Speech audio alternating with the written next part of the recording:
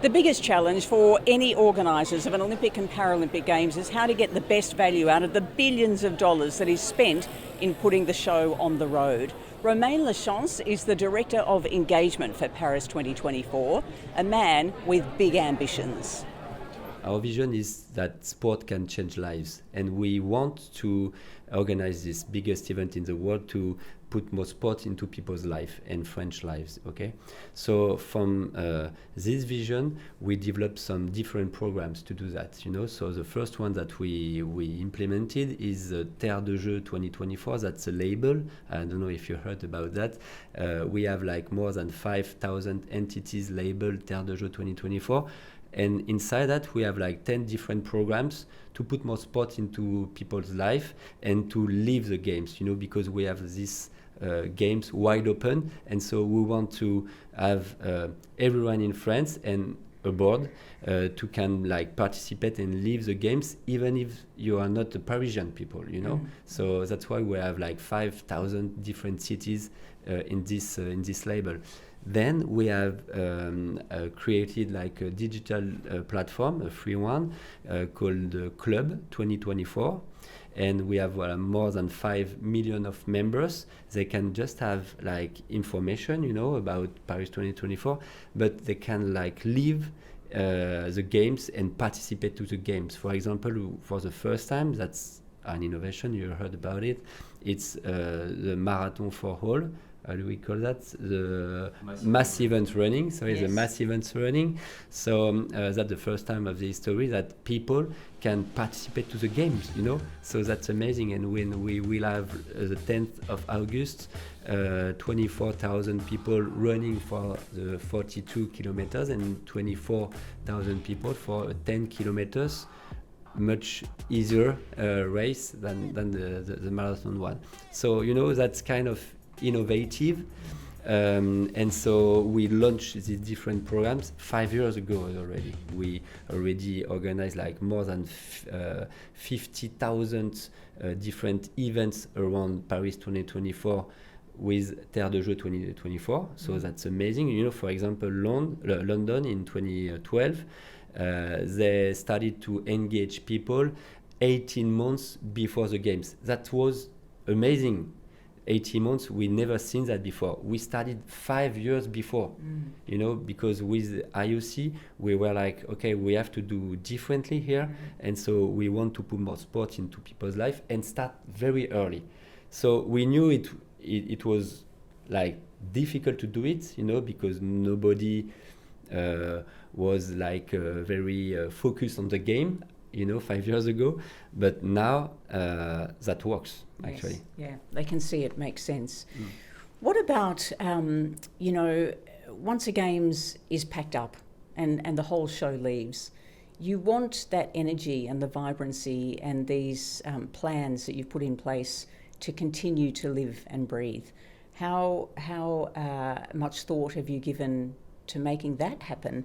Because also, at a certain point, the organising committee comes to an end.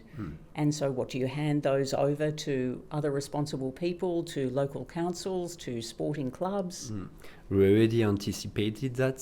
So we have our different programs. I was telling you about Terre de Jeux 2024, Le Club 2024. We have another one, it's Génération 2024 with people, with schools. You know, we put like 30 minutes of sport in every single school in France. So that's a strong legacy we are going to leave. And every single program for maybe 2 years already, we know exactly the legacy, what we are going to do with them. And the sport movement is going to take it and to make them live afterwards, after Paris 2024. So, for example, Terre de Jeux, that's the national sport agency in France. They are going to take it and to have like a second life for Terre de Jeux 2024. And with a vision of maybe the Winter Olympic Games in 2030, you know. Was the idea of swimming in the Seine one of your ideas? It wasn't my idea. But it That's a worked. great idea. That's the best one. Finally, it worked. And There we was so did much, it. I was listening in the media press conferences, and for days leading up, it hadn't even happened yet. And they were saying, you should be giving an apology to the athletes. It's like, but we don't know yet. And then it happened. How important do you think something like that is going to be for the locals? Do you see a time when the river will be used frequently by locals to swim in?